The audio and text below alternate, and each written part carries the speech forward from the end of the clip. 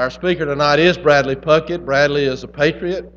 Bradley is a veteran of 2 tours of duty in Iraq. Bradley is a sergeant in the police force here in Tuscumbia. Was recently awarded the Police Officer of the Year.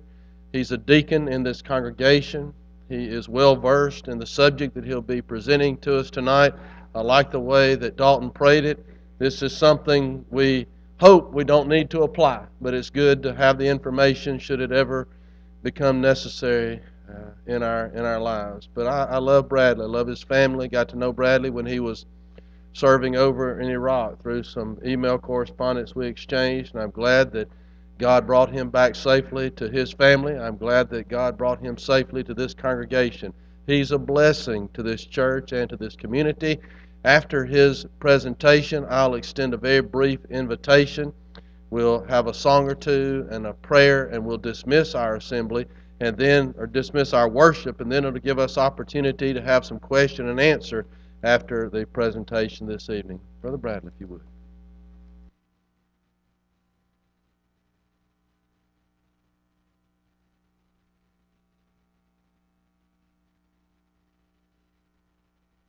Let's turn it on. Good evening. Appreciate that introduction from Jeff. Appreciate the opportunity that I've got to come and speak to you tonight. I've taught this class several times now, and I never teach it without learning something myself. I teach this class through the Alabama Department of Homeland Security. It was developed by law enforcement professionals that kind of coordinated nationwide on how to train our civilian population on surviving an active shooter event. When looking at coming here and talking, Jeff wanted to make sure I put a spiritual connotation on it. And I think about that a lot, and above and beyond the fact that, it's my chosen profession, I'm also a dad and a husband and a son. And it's, very important to me that people out there know how to survive an event like this, because it very well be my family or your family caught in a situation that they can't control, and they need to have the information to survive that. So a couple of verses that come to mind when I think about teaching this class is 1 Corinthians chapter 6, verse 19. Or do you not know that your body is the temple of the Holy Spirit, who is in you, whom you have from God, and you are not your own? We are created in God's image. He made us each wonderful and in His image, and it's our responsibility to take care of the temples that He's given us until it's our time to go, shed these earthly shells and go to be with our Father in heaven. But it's our responsibility to maintain what He gave us, what He blessed us with. So, bottom line, end of the day, I think it's, our duty as Christians to know how to maintain ourselves, defend ourselves, and protect ourselves, because there are those out there that wish to do us harm. And I say it all the time when I teach my law enforcement colleagues. I teach the civilian and the law enforcement side of this, that denial kills more kids than any ever could. And by denial, I'm talking about the "it can't happen here" attitude. Nobody had ever heard of Columbine, Colorado, Littleton, Aurora, Beslan, Russia, all these places like that where horrific acts were perpetrated against innocent civilians, mostly children. Nobody had ever heard of them until these events took place. Hundreds and hundreds of lives lost. And we don't want Tuscumbia to be put on the map for an event like that. We can minimize the effects of something like that happening. Back up more. There we go. Like I said, I'm teaching this through the Alabama Department of Homeland Security, developed by law enforcement professionals to educate the general population. If you would like more information, that website's actually changed. It's now ALEA, the Alabama Law Enforcement Agency, big change that they've got coming down through Montgomery. The man that helped develop this program, he was named Spencer Collier. He was once upon a time the director of Alabama Department of Homeland Security. Now he is the director of the Alabama Law Enforcement Agency. So he's the top law enforcement agent in the state of Alabama. What we're going to do here today, we're going to define an active shooter, what it is, what it's not, and we're going to look at historical events, kind of what brought us to where we are tonight, why we're here, and what to do if an active shooter occurs. That's kind of the meat and potatoes of what we're going to get to. What we're going to do should we be caught in a situation like that.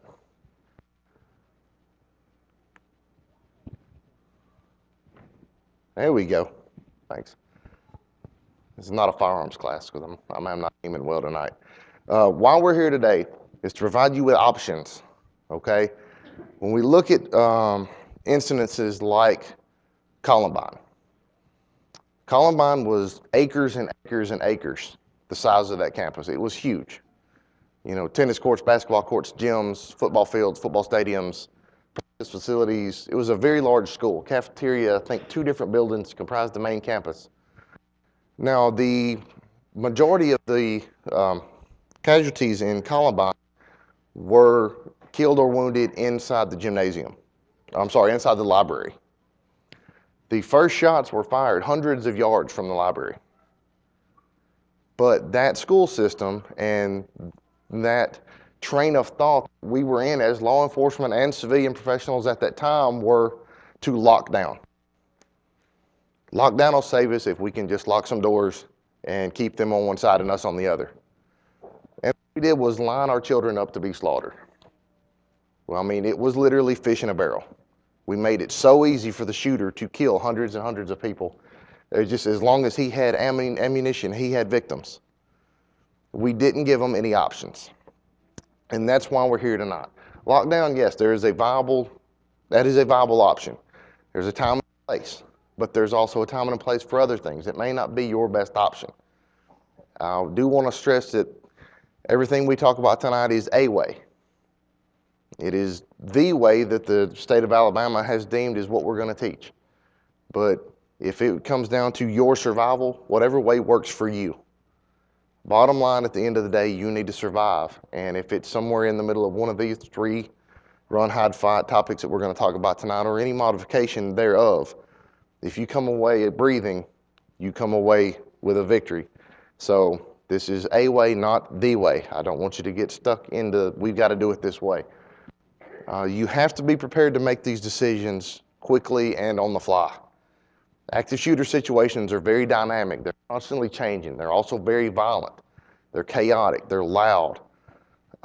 Imagine, in a room this size full of this many people, trust me, there's a lot of you. I didn't realize that till I stood up. That kind of caught me off guard. But in a room this size with this many people, and all of a sudden everybody tries to leave at the same time. And we're not doing it orderly. We're not going in orderly fashion. Nobody's, guys in the back aren't going out the back doors, and you all aren't going out this door. Everybody's just running, trying to get out. Oh, and there's gunfire, and there's panic, and there's screaming. And maybe the lights are off. Pandemonium, it's chaos. So you have to make these decisions in the midst of that.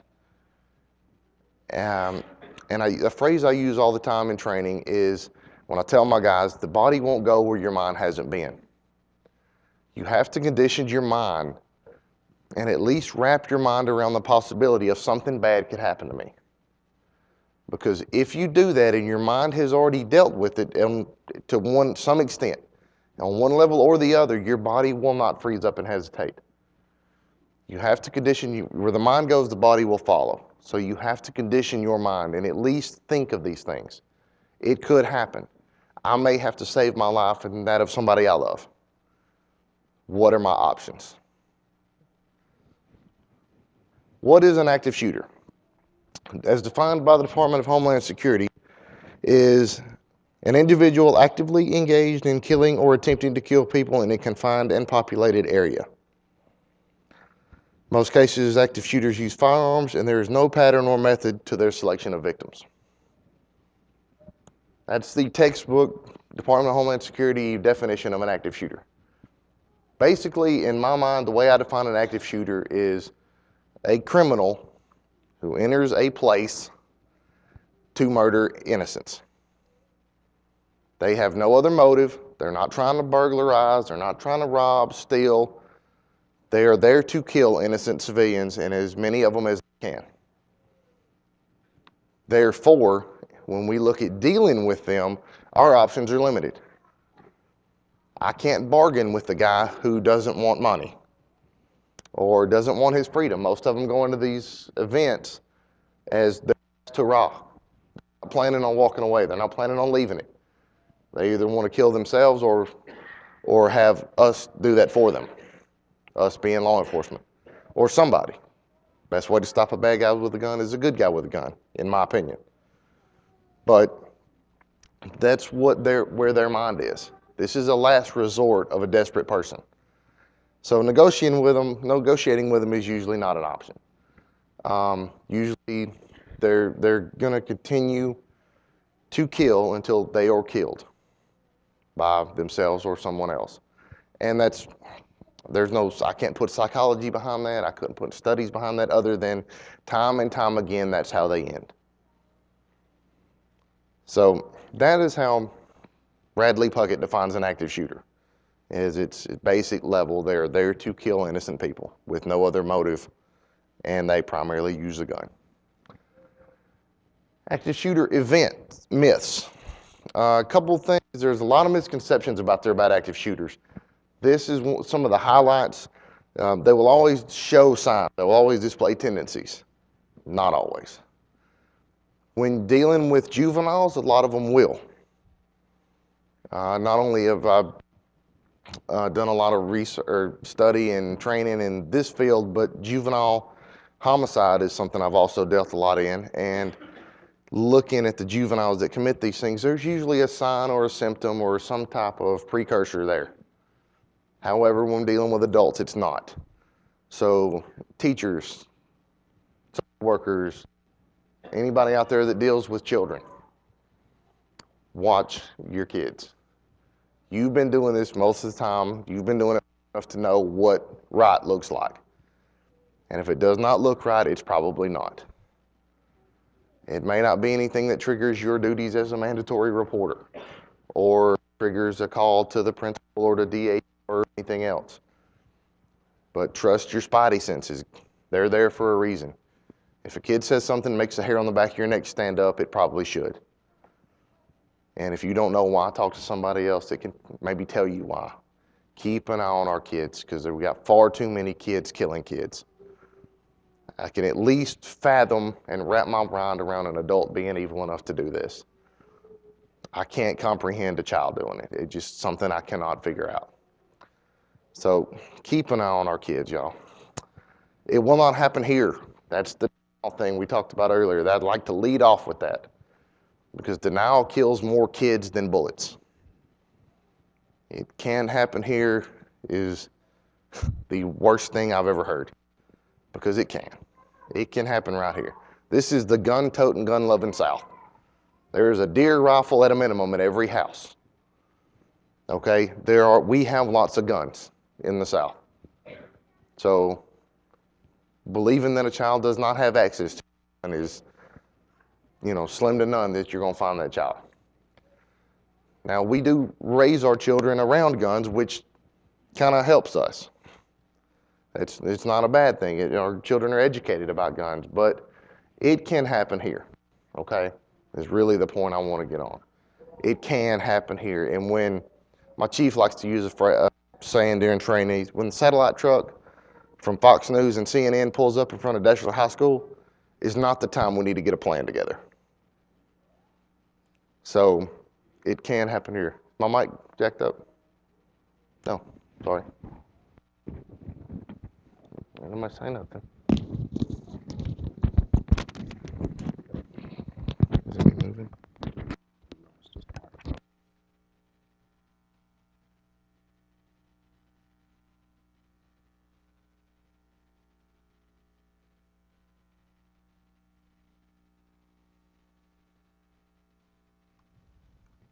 Is it better?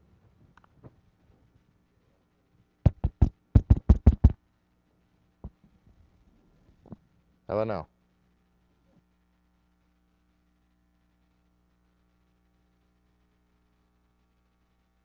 Yeah. Turn me up, Matt. I'm unmuted. Just kick my volume up. All right. Where was I? Time to stop an active shooter. I wish we could, but that's not, especially when you look at a lot of our, or somebody way out in industrial park like that. You're not in the middle of town, so the police won't always get there. Average response of a SWAT is 55 minutes in our country. That's the active SWAT team on the ground. We don't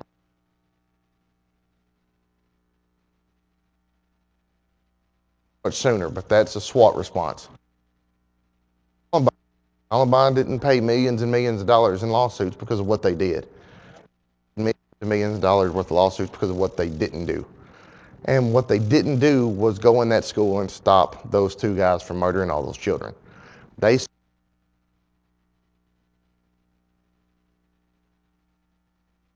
might go out again. Guys in the back, and Bradley's a very talented guy. He can hold the clicker and this microphone. Does this work? Yeah, that works. All right. That'll work. Hold on to that. All right. We'll do it that way. And I lost my train of thought again. We're not going to get there in time to stop killing. In an active shooter situation, every 17 seconds, somebody dies. From the time they fire the first shot till they fire the last shot, for whatever reason, the shooting ends. In that time frame, every 17 seconds, primarily children die. So even say I'm at Tuscany Police Department, I get a shots fired call at Deschler. How many 17 seconds are going to click off before I can get there? Too many kids, too many lives. Most people can do nothing against an armed intruder. That's the final myth we want to talk about, and we'll get to that here in just a few minutes on what you can do. But you always have options. And we need to get out of the lockdown mentality of I'm just going to hide here until he finds me or goes away. Because we've got options, and that's what we're going to get to tonight. Looking back at the history of active shooters, I'm going to look at a couple primarily. Everybody recognizes her, Amy Bishop, UAH Huntsville, the Amish School, Georgia Tech. We'll look at this guy, clean-cut, all-American, 1950s looking guy. Anybody know who he is? I don't have prizes or nothing to give out. That's Charles Whitman. Anybody know what that is? Mike, you ought to know that one. Well, you A&M fan, but yes, okay. Well, they're all the same in Texas. University of Texas in Austin. That is the clock tower there. That clean-cut looking young man climbed that tower, and let me get my dates right. 1966, August 1st, 1966. He climbed up there and started shooting, and killed and wounded roughly 120 people before they could get up there to stop him. Now, this is one of the events that led us to where we are today for my side of the fence and your side of the fence, while law enforcement and civilians and our society got to where we are as far as active shooters go. Once this guy was up there shooting for well over an hour. He was a very skilled marksman. He was a former Marine. I don't think there's any such thing as a former Marine. He was a Marine. I got mean looks from a couple of Marines when I said former. Sorry about that. Semper Fi. But he climbed up there with his marksmanship training and started plinking. And he was shooting and wounding and killing students by the scores. Just nobody could get up there. He had murdered his mom and wife before he left home that day, and went there, spent probably another few hours barricading the stairwell, barricading the door out onto the observation deck. And he put a lot of time and effort into this, and he goes out there and starts shooting. So what happened at that point, two good old boys from Texas, two patrolmen, just the lowest street cop there was in Austin PD, decided, you know what, that's about enough of that. So they went in the tower. They started climbing the stairs. They ripping down barricades. They go to the top and they neutralize the suspect. That's my polite way of saying what they actually did. Anyway, they dealt with the problem. They stopped the killing is bottom line what they did. Just two old patrolmen. Nobody told them to do it. Nobody called SWAT. We didn't have SWAT. But two good old boys from Texas went up there with their 6-shooters and dealt with this problem. Now, fast forward to these two young men right here in this scene. Columbine, Colorado. 1999, August 20th, 1999, Columbine, Colorado. Those two guys, who I will not name their names, I try to keep them out of, keep their names out of the press, out of anything I say, because I don't want us to remember them for what they did. But those two young men right there went into Columbine High School and began shooting. Before they walked inside, they actually had a gunfight with the school resource officer in the parking lot. He was the only threat they had perceived on encountering upon their arrival. Well, he just happened to be coming back from getting him a Subway. He always ate on campus. He just happened to go get a Subway that day and had a little gunfight there in the parking lot with him. They entered the school. He fell back to his training, and he sat back and called SWAT every 17 seconds. Waiting on a SWAT team, waiting on other officers to get there. When I train law enforcement officers, and I've trained upwards of 1,000 police officers in the state of Alabama right now, I always discourage a single officer response unless there's no other options. If there's active killing going on, it's got to be stopped. Columbine paid millions and millions and millions of dollars to the victims' families, not because of what they did, but because of what they didn't do. They didn't go in there and stop the killing. But that was their plan. That was their training. They sit back and they call a SWAT team. So look at the pendulum swing from this guy to this event. Two good old boys. Not a lick of tactical training between the two of them. Probably excellent rabbit hunters. Climbed the towers, took it on themselves, and dealt with the problem. This officer that they had the shootout with in the parking lot at Columbine had probably had years of training and expertise on those two good old boys in 1966. But he fell back to his training and didn't go in and deal with the problem. So the pendulum had swung from empowering our street cops to too much of a specialized unit. So now what we're trying to do is bring that pendulum back to center. And we're empowering our patrolmen and our street cops to go in and deal with this problem. The Alabama Police Officers Standards and Training Commission passed a resolution this year that said every law enforcement officer in the state of Alabama will be trained in the class that we provide as far as active shooter goes by the end of 2016. That's retroactive. So those 30-year veterans that been sitting in the office for the last 20 are going to have to dust off that gun belt and come out and do some training. They're teaching in the academies. It's mandatory there now. We do a lot of things wrong in the state of Alabama, but that's one thing we are doing right. What that does is if there's a shooting at Deshler High School, I'm going to be there, Sheffield's going to be there, Culver County Sheriff's Department's going to be there at a minimum. Muscle Shoals PD is going to be there. And what that does is it puts everybody, every law enforcement officer in the state on the same page. We've all been trained the same way. And in this area, mostly all been trained by the same people. So it puts us all on the same page, and it's one thing we're doing very well in this state, and something I'm very proud to be a part of. But that's kind of what led us up to where we are. We're trying to transition that pendulum swing. And we looked at, once we got our law enforcement officers in the right direction, we need to start getting the civilian population in the right direction. So that's why we're here. A few other events of note. I'm not going to go through these all in detail. You can kind of scan through them, but I want you to look at the times. Pointing at the wrong screen. 8 minutes, 90 seconds, 7.5 minutes. And then look at how many were injured and how many killed. 7.5 minutes, 35 shot, 12 killed. 8 minutes, 59 shot, 32 killed. 90 seconds, 70 shot, 12 killed. These things are over in the blink of an eye. Police actions. This is what you can expect to see from us when we get on a scene. We usually arrive in groups of 2 to 4. That's based on our training. I usually like to run no more than 4 in a team and no less than 2, and that's ideal. Real world, I'm going to have probably 2 or 3 guys show up before I can get people from another city or another agency there. They will be in varied uniforms because we're going to have a multi-jurisdictional response. Or I may be coming in my khaki shorts and flip-flops with a gun because I was, at Lowe's when they called me. Just realize that cops may or may not look like cops. We will be shouting, yelling, pushing, pulling. It will be chaos. There will be multiple agencies involved. First responding officers will not stop to render aid.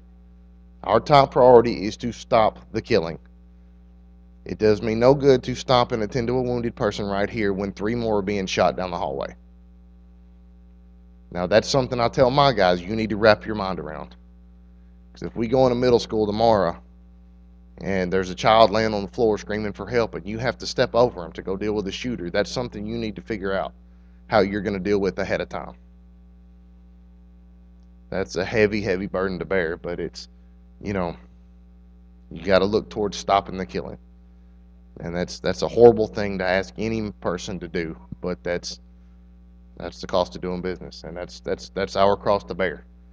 But please know that the first responding officers will not stop to render aid, nor do they need to know that we got 2 wounded right here. They're trying to stop the killing because more innocents are being killed every 17 seconds. We may deploy firearms, tasers, pepper spray, OC spray, shotguns, rifles, hand grenades, missiles, you name it. If we've got it, we will throw it at this problem to stop it. So be aware that will be going on around you. It will be loud. It will be chaotic. And please do not grab onto an officer and scream, where do I go? If we came from that way, you need to go that way. Okay, just head to the nearest exit you can find in the direction that the law enforcement officers came from, because that is the safest place. We probably haven't cleared 100% of it, but we've at least looked at it, been through there. It's a whole lot better than going to the 100% unknown. So, closest nearest exit in the direction the law enforcement officers came from. Your actions. This is what we need you to do. Remain calm, if at all possible. I understand if you are in an active shooter event, remaining calm is an exercise in futility. But remain as calm as possible. Empty your hands. Believe me, we will be looking. I tell my rookie cops all the time, the mouth will make you mad, the feet will run away, but their hands will kill you. Hands is what gets all of our attention. Empty your hands. This looks like a gun when I'm looking for a gun. And you got a whole lot of cops in there looking for guns. So please empty your hands, keep them raised, and spread your fingers. This is what I want to see. 5 fingers and nothing in them. Okay, keep your hands raised as the law enforcement is approaching you or going by you, whatever. Do not lunge, grab, hug, pull, or in any way touch an officer. In studies that just came out this year, I think, the adrenaline dump that an officer gets either in a high-speed pursuit or in an active shooter event is twice what a combat soldier's adrenaline dump is in a firefight. Why, I'm not sure. That's the scientist's job. But it's double. We get Dr. Williams talk about the physiological effects on that much adrenaline dumped into your system, but we're a little antsy. I see it when I train officers, and we use simunitions that sting a little bit. They're not real bullets. But I've seen officers just go just crazy, scared because they're going to get shot with one of those simunitions. Jump that up about 200 times when there's real bullets involved. We're a little antsy, to say the least. So please do not grab or touch or act like you were going to grab or touch or hug. We can hug later all you want to. If we get stuck in this event together and you want to come find me, we will hug it out. But that ain't the time, okay? So please do not touch or attempt to touch the law enforcement officer. That is a dangerous situation. Avoid pointing, screaming, or yelling. It's going to be crazy enough as it is. Let's try to keep it calm, okay? If we stop and ask questions, I train them to stop and ask questions. but we need to be the ones to initiate that contact. If I just look at a group this size and say, where'd he go? Believe it or not, I'm going to get many different answers when we're all looking down here. But people see and hear things differently. But if everybody answers at once, I'm just as well off as if I didn't ask at all. So let us initiate the contact. If you're the one that calls 911, or you're asked, or you're talking to 911, you're talking to the police department on the phone, or whatever, this is information that's good for us. Location of the shooter. I don't need to know it's at Tuscumbia Church of Christ. I need to know he's downstairs in the vestibule or room number 107. Something like that. Be as precise as possible. However, realize that we may or may not know where we're going. I get a call to the high school and they say, "Oh, he's in Miss Johnson's class." I did not attend Deschler, nor do I know who Miss Johnson is. That helps me none. He's on the east wing, the bottom floor. Somehow break it down kid level for us, because we don't know a lot of these places like you do. So break it down for us and tell us where the shooter is. Number of shooters. Most of the time it's a single shooter event. Sometimes it's not. It's very important to know that there's two. That's something I like to know. No, by the way, you got an extra shooter.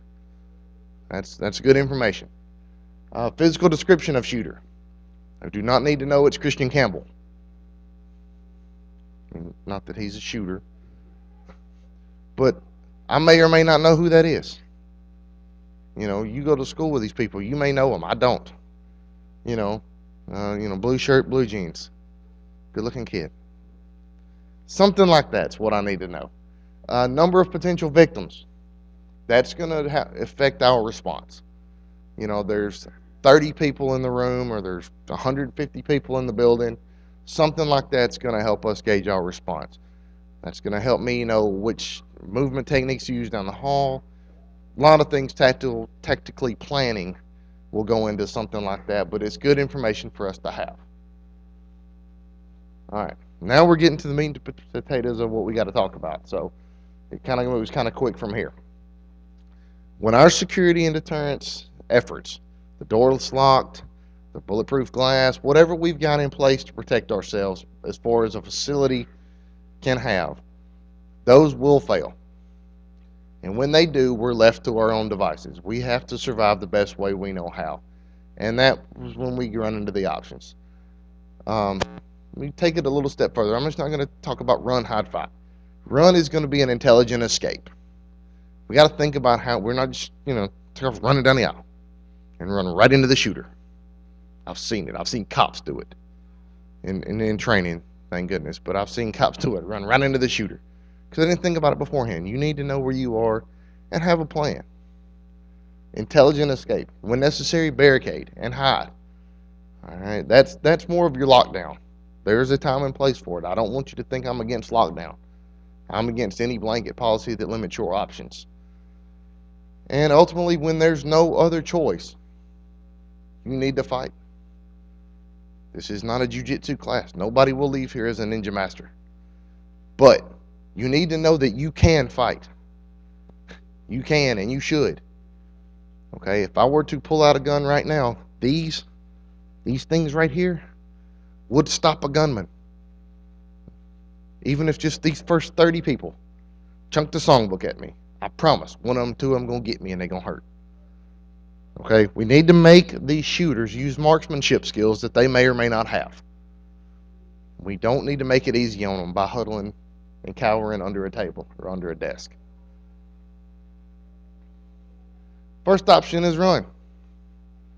That's the textbook definition of run. Building occupants, that would be you. Should evacuate the facility, that would be run out the door. Leave your belongings behind. I'm like, ooh, let me get my purse. If somebody's shooting at you, that is, leave Michael Kors there. He'll be fine. If somebody is shooting at you, it's not the time to grab your Prada bag and go. Unless it's bulletproof or has a gun in it. And you may want to reconsider that. The only thing I would take with me would be a cell phone. Because you may get trapped somewhere, caught somewhere, and need to call for help. I would grab that cell phone, but if I got to go across the room to get it, it's going to stay where it's at. I promise somebody's got one close by you. Leave your belongings. Plan your route before this happens. Your body won't go where your mind hasn't been. All right, I promise. It's like a sickness with me. I can't go anywhere without thinking, okay, somebody comes in that door, I can look for cover or concealment here or here or here. I know somebody else over there. I know that guy, and I know he's probably got a gun. I know, I can't go anywhere without thinking through that now. But a lot of people ask me, is that not exhausting?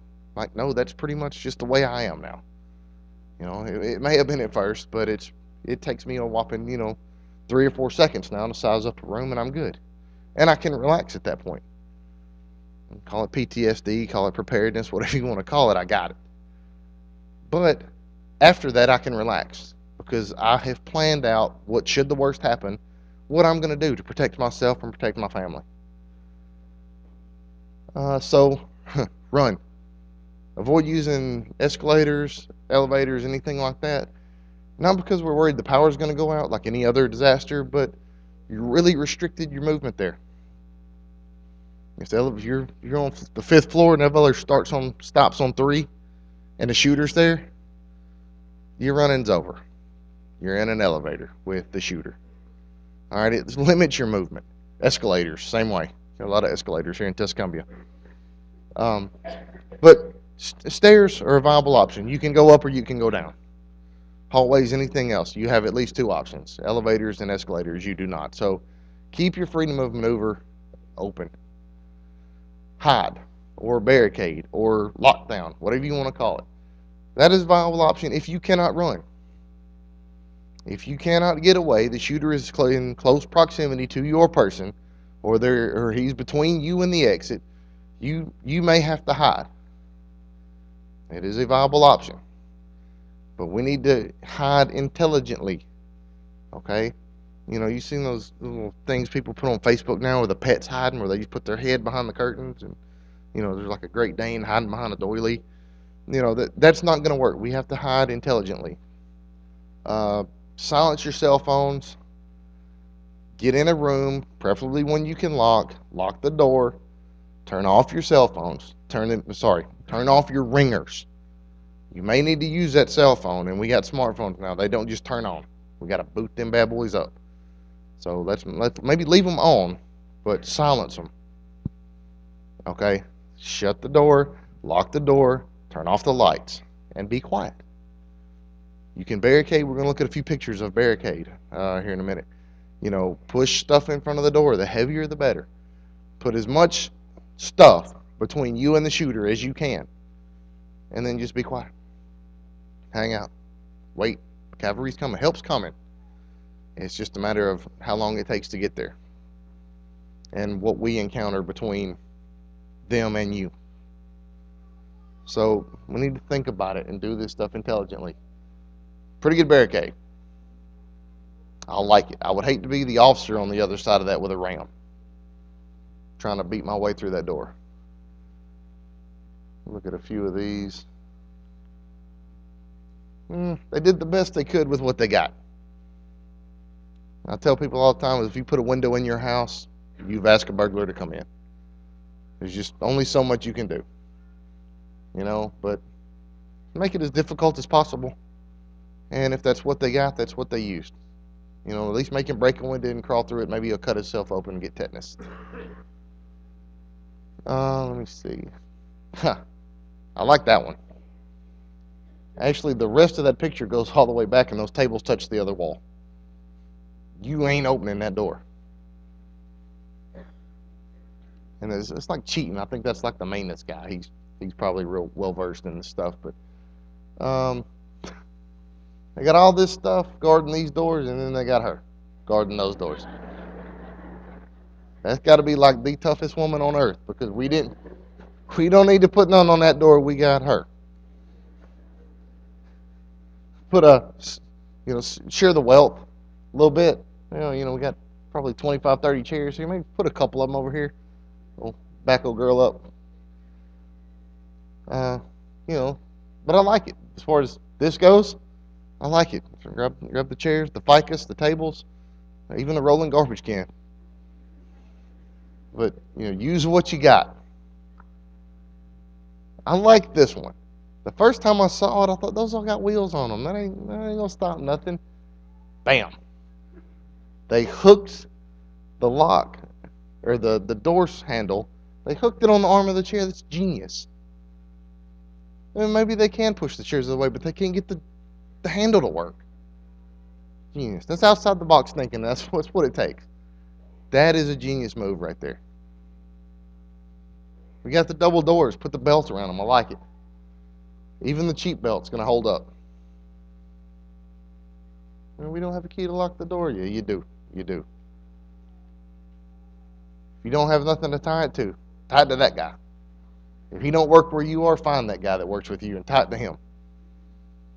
I mean, honest to goodness, he's got a whole lot of leverage right there. It's going to take a whole bunch to pull that door open with him standing the way he's standing and using that belt. You know, most of the time a shooter's going to decide it's not worth the effort because he's not after that guy. We'll call him Steve. He's not after Steve. He's there to kill as many people as he can. And if he's got to spend 10 minutes trying to get in this door and all he knows is in there is Steve, that's not accomplishing his goal. He's going to move on. And if he finds that 2 or 3 times, he's going to leave your building and go to another building. And hopefully we've got somebody there by then. And we can introduce ourselves.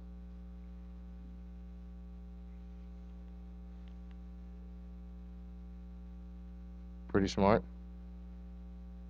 There's a cop somewhere. I'm extremely jealous of him because he's going to be a millionaire. And there's not many millionaire cops out there. But this guy developed just a little metal sleeve that slips over that thing. Probably cost him $3 worth of sheet metal. And it just slips right over it. And ain't nobody opening that door. Why couldn't I have thought of that? Why couldn't one of y'all thought of it? At least somebody I know could make $1 million. But no. But, you know, if you don't got one of those cool little sleeves, that leather belt's going to work.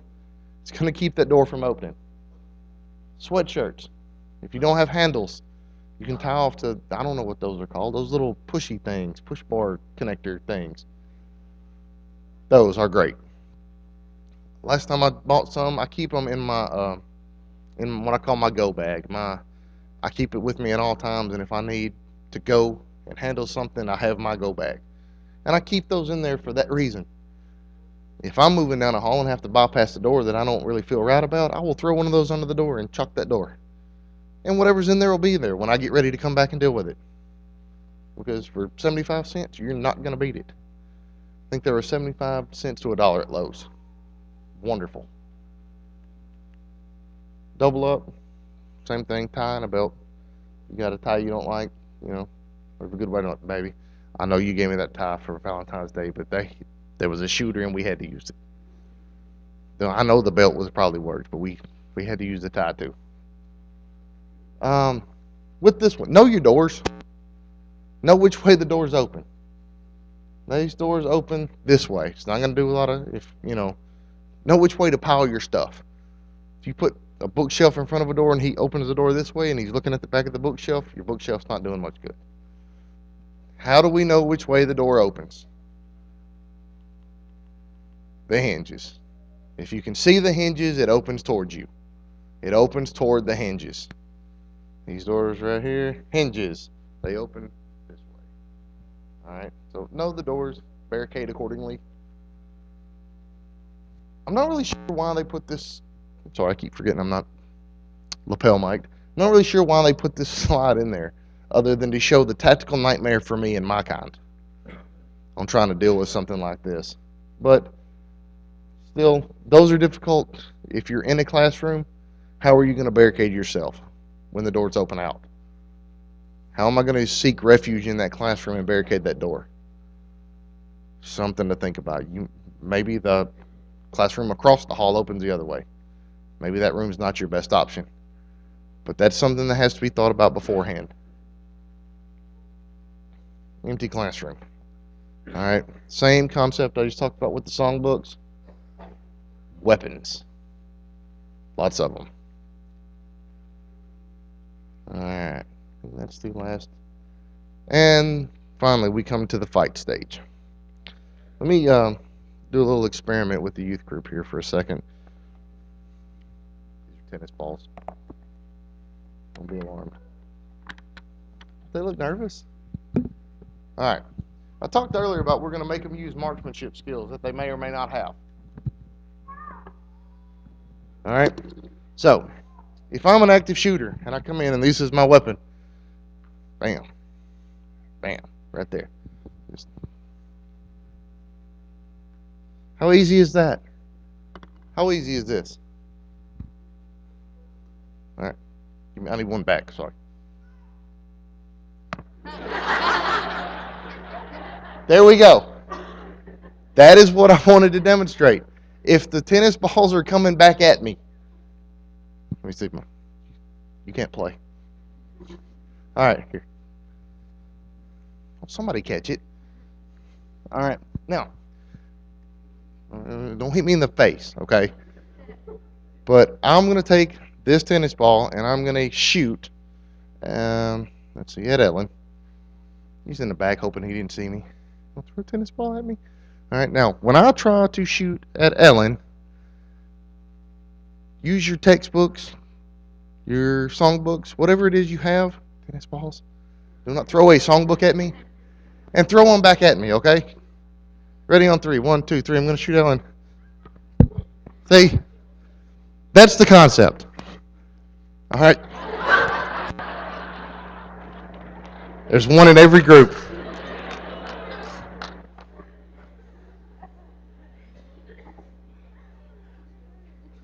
Who threw that tennis ball? Over yours. Oh, God. Was it Lil Hollingsworth? Right there, buddy. Later. We want to make them use marksmanship skills that they may or may not have. I train a whole lot with a firearm. And it's going to be hard for me to make a shot. They probably train minimally, if anything. So we want to cause as much distraction as we can. Throw things. Hit them with things. Hit them with fists. Kick them. Whatever you need to do to survive. That's what we're talking about in the fight stage. Songbooks, textbooks, algebra books hurt, y'all. I mean, in so many ways. I failed algebra twice. But they hurt people in a lot of ways. But we want to use them to physically hurt somebody now. Okay? A classroom is full of weapons. You've just got to think outside the box. And when your will to survive has to outweigh your fear. And you have to fight like your life depends on it, because it does. I said at the beginning, these people cannot be negotiated with. You cannot talk them out of hurting you, because they're there for no other purpose but to kill people. So we have to do what it takes to survive. Of the 3 options I've given you tonight, your situation will dictate which one you have to use. And you're going to make that decision on what you're going to use to survive based on very limited information that you got in a split second. But whatever you choose to do, however you choose to survive, do it. It is not the time to go into anything half-heartedly. You have to choose one and go. If you choose to run, you run as hard as you can, as long as you can, until you find somewhere you know you're safe. If you choose to hide, you barricade yourself until you just think there's no way anybody could ever get into there to get you. And then you barricade some more. And if you choose to fight, you fight with everything you have. Bring as many people to that fight as you can, and there's no such thing as a fair fight, because lives depend on it, yours and others. And I think that's my last slide. I'm going to turn it over to Jeff real quick for a quick presentation.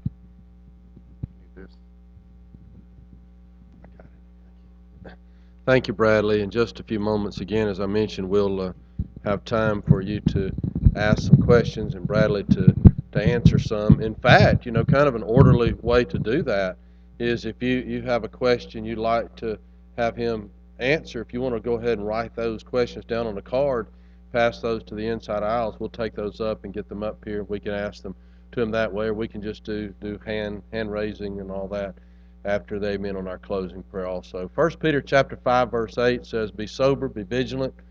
because your adversary, as a roaring lion, walketh about seeking whom he may devour. And we have an adversary. We have this Satan. We have this roaring lion who seeks to harm us. Bradley has described a scenario tonight that's so distasteful to contemplate, where someone is seeking to deprive us of our physical health. Well, Jesus warns us not just of one who would deprive us of our ability to breathe and function and live our lives on earth, but especially he warns us about that threat to our eternal soul. And just as we need to be vigilant in whatever mall we find ourselves, whatever playground we find ourselves, whatever school we find ourselves, whatever workplace we find ourselves, we need to be vigilant also to the threats to our soul wherever we may find ourselves, because Satan hates us. God loves us a lot more than Satan hates us, and so that's why our Father has warned us to be vigilant, to pay attention to these threats, and take evasive action regardless of the cost. The Apostle Paul tells us as we live our lives, told the church at Thessalonica this is a big $50 word, said to walk circumspectly, and that means to look ahead, to anticipate what's coming in our direction, and be prepared to take evasive action. And so there may be threats to our salvation that are moving in our direction, and we need to be alert to that. We need to be aware of that. This particular relationship, this particular habit, this particular hobby, this particular show that I'm watching, song I'm listening to, attitude I'm developing. Those can all be threats, not to our body so much, but to our everlasting soul. So tonight, let's pay attention to Bradley and protect our bodies. Let's pay attention to the words of Peter and Jesus and many others and protect our soul. Be vigilant.